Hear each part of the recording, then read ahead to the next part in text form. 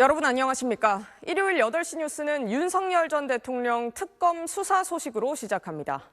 내란 특검이 수사 개시 18일 만인 오늘 윤 전 대통령에 대한 구속영장을 청구했습니다.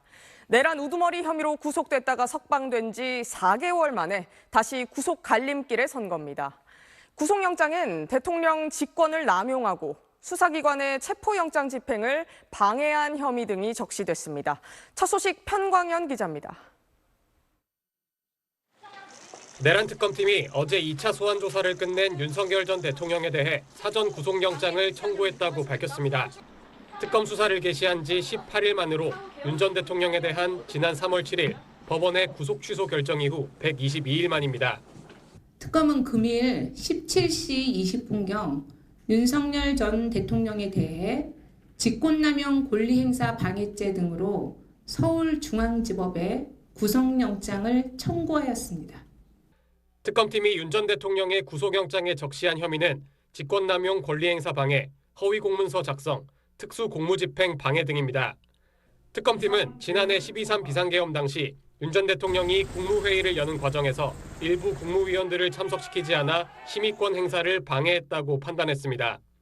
또 비상계엄이 해제되고 뒤늦게 계엄 선포문을 작성하는데 윤 전 대통령이 결재하는 등 지시 관여했다고 봤습니다. 앞서 특검팀은 문제의 국무회의에 참석하지 못했던 이주호 교육부 장관 등과 사후 계엄 선포문에 서명한 한덕수 전 총리를 소환해 국무회의 전후 상황을 면밀하게 재구성했습니다. 특검팀은 이외에도 지난 1월 1차 체포영장 집행을 방해한 것도 윤 전 대통령 지시가 있었다고 결론 내렸습니다. 어제 윤 전 대통령 2차 조사 이후 특검 내부에선 구속 수사가 불가피하다고 판단한 걸로 전해졌습니다. 다만 윤 전 대통령이 평양으로 무인기 침투를 지시해 북풍을 일으키려 했다는 등의 외환 혐의는 이번 영장 내용에 포함되지 않았습니다. 윤 전 대통령 측은 입장문을 통해 무리한 영장 청구라고 반발했습니다. 윤 전 대통령 변호인단은 혐의 사실을 충실히 소명했고 법리적으로도 범죄가 성립될 수 없다며 법원에서 특검의 무리한 구속영장 청구임을 소명하겠다고 밝혔습니다. SBS 편광현입니다.